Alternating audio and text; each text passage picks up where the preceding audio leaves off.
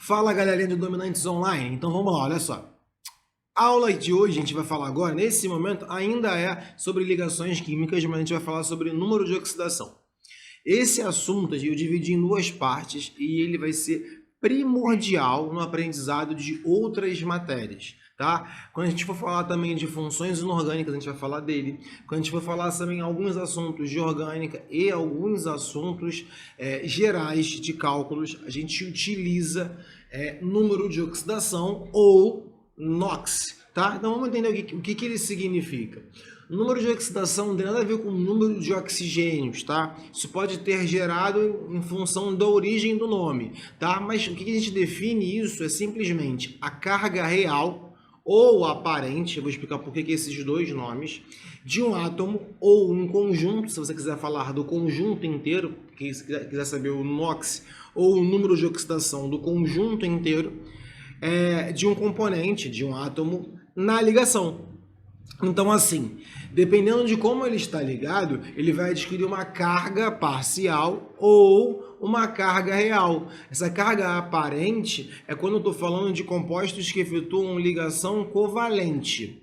Lembra da ligação covalente pode ser polar? Então, existe a carga negativa e a positiva. Então, por ser polar, ele tem uma carga aparente, tá? E a gente anota isso. Quando um composto é iônico, aí não existe carga parcial, é carga real, tá? Em ambos os casos, eu posso dizer que o NOx daquele elemento é positivo ou negativo, e quão positivo ele é ou quão negativo. Então, quando eu falo NOx, indifere saber se a ligação é iônica ou se a ligação é covalente. Bom, vamos lá. Primeiro vamos ver na carga real, tá? Ou seja, falando de compostos iônicos. Eu tenho aqui, por exemplo, o NaCl, tá? Quando tem o NaCl, você vai ver o seguinte, como é que forma o NaCl? Como é que é a construção dele iônica? É o Na+, porque o sódio é da família 1A, ou o grupo 1, perde um elétron e fica estável, então ele é um cátion, tá? E o cloro -1, certo? Essa é a estrutura dele, quando você vai montar o composto. Se eu perguntar qual é o NOx do sódio, o NOx dele, +1. É isso? Bruno, a mesma coisa? Mesma coisa. Qual é o NOx do cloro? O NOx do cloro, -1. Tá bom?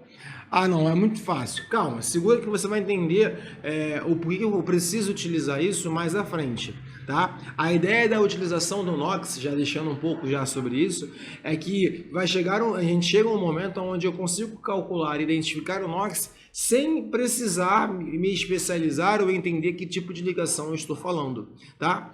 Aqui, por exemplo, eu tenho CaCl2. Se você lembra que o cálcio é da família 2A. Então, a estrutura é o cálcio com carga +2, ligado, né, botando agora em conchete direitinho, a 2 cloros com carga -1. Então, qual é a carga do cálcio nesse composto? Qual é o NOx dele? O NOx dele é igual a -2. É isso. É igual a carga. O NOx vai ser igual à carga do elemento. Foi porque a carga real da espécie é essa. Tá? Para compostos iônicos é tranquilo. O problema se torna um pouco mais complicado quando a gente fala de carga aparente. Né? A carga aparente tem a ver com o composto que faz a ligação covalente, e aí ele pode ter a carga aparente negativa ou positiva. Por exemplo, o HCl, a gente tem hidrogênio ligado ao cloro. O que acontece nessa ligação? A gente tem o cloro como um elemento mais eletronegativo, o que significa que nessa ligação ele atrai os elétrons para mais próximo dele. Então ele tem uma carga parcial, uma carga aparente negativa, enquanto o hidrogênio tem uma carga parcial positiva. Então, nos casos do NaCl, que é o cloreto de sódio e o cloreto de cálcio, que eu usei anteriormente, o cloro tinha uma carga real negativa. Aqui ele tem uma carga aparente. Em todos os três casos, eu posso dizer que o NOx do cloro é -1. Entenderam a diferença? Tá? Aqui, nesse caso, ele não recebeu um elétron. Esse simplesmente é um deslocamento, né? A força é muito maior, porque ele, por ser uma estrutura negativa, quando ele é um ânion. Só que aqui, para quando a gente falar sobre número de oxidação, ele é -1, tá? Assim como nos casos que ele também era um ânion. Tá? E aí a gente pode pensar e começa a complicar, a gente vê moléculas maiores. Por exemplo, esse aqui, ó, é o metanol. Ó, é um carbono ligado a 3 hidrogênios, e nesse mesmo carbono tem ligado um oxigênio e um hidrogênio. E aí, para você calcular o NOx, a carga aparente ou real, né, o NOx de cada um deles, você vai ter que fazer uma análise em toda a estrutura.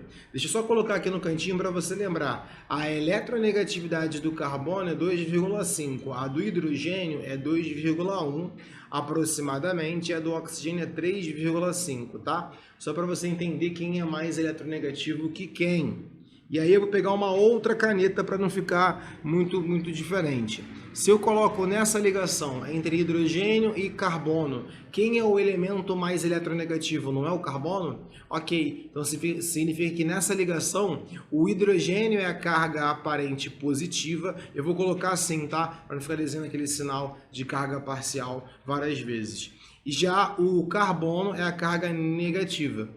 Só que se você reparar, toda ligação, ele faz mais duas, acontece a mesma coisa. O hidrogênio é positivo e o carbono é negativo. Tá? Negativo, positivo. Então eu posso dizer que ao redor do carbono existem 3 cargas aparentes negativas.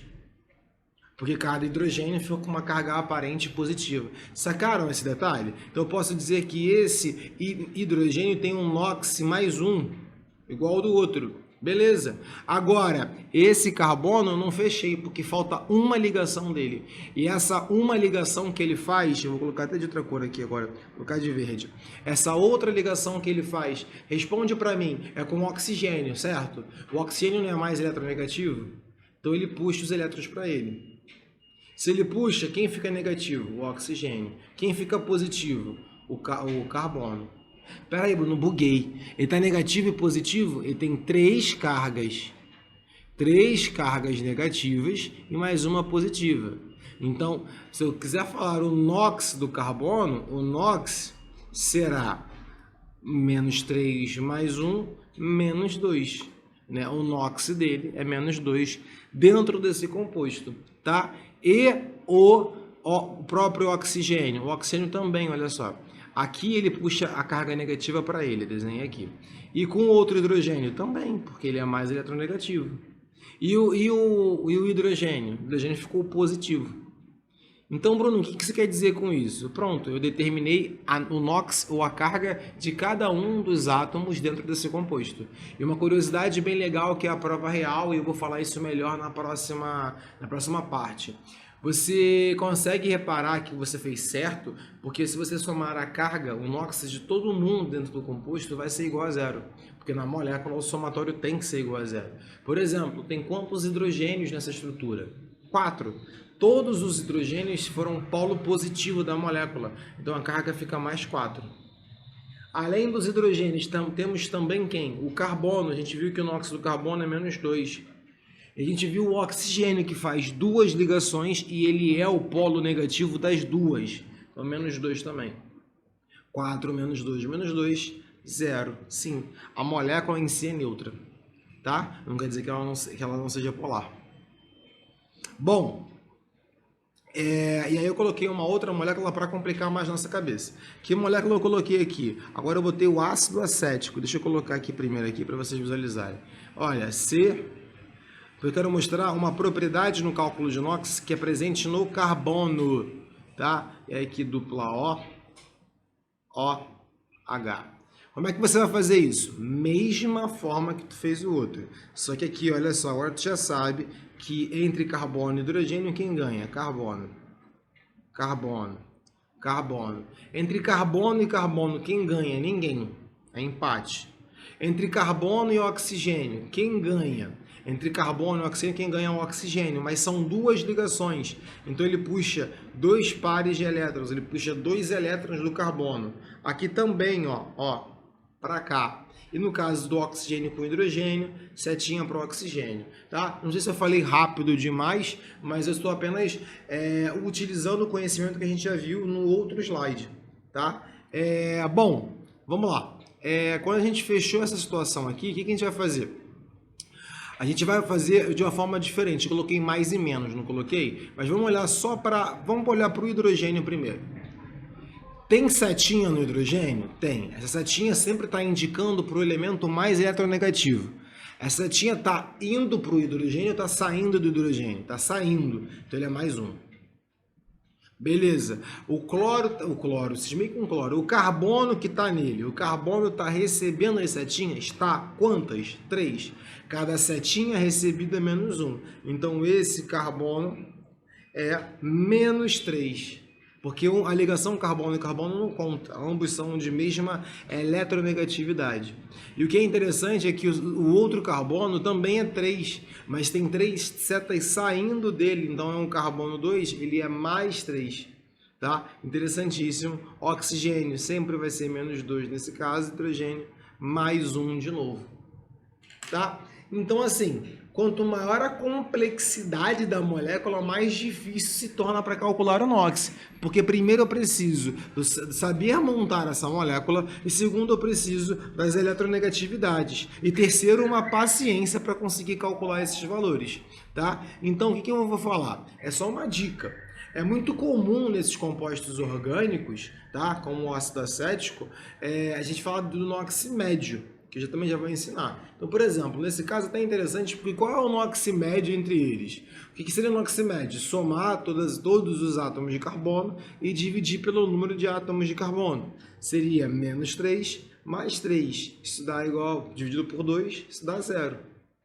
Tá? E aí é interessante porque, olha só, quando pedir cálculo do NOx do carbono, geralmente é NOx médio, a não ser que ele identifique cada carbono isolado, tá bom? E aí vem os processos. A gente vai ver isso melhor quando a gente for falar sobre eletroquímica, tá? Mas eu já vou deixar isso bem claro na cabeça de vocês. Existem 2 processos que a gente utiliza muito na nomenclatura ou fala muito durante o processo de cálculo de NOx. Quando a gente fala que algo sofreu oxidação, é porque aquele material ele ocorreu com o aumento do NOx. Oxidação é sempre aumento de NOx, tá? Oxidar é aumentar o NOx. Tá? Isso acontece porque ocorre com perda de elétrons. O material perdeu elétrons, ficou mais positivo. Enquanto também existe a redução. A redução é o oposto. A redução é quando o material ele diminui o NOx. Por quê? Porque ocorreu o ganho de elétrons. Tá bom? Com o ganho de elétrons, ele consegue então reduzir. Ou uma outra sacada. A oxidação está sempre associada à redução. A oxidação está sempre associada à redução, tá bom? Se um processo está acontecendo de oxidação, o outro também está acontecendo em consequência de redução, tá? Então, olha só, sobre a primeira parte de número de oxidação, é isso. A gente fechou aqui agora, a gente se vê na parte 2 desse mesmo tema, para eu ensinar para vocês alguns macetes, algumas regrinhas, para você não precisar ficar desenhando esses compostos direto. Tá? Fui, até a próxima, beijo grande.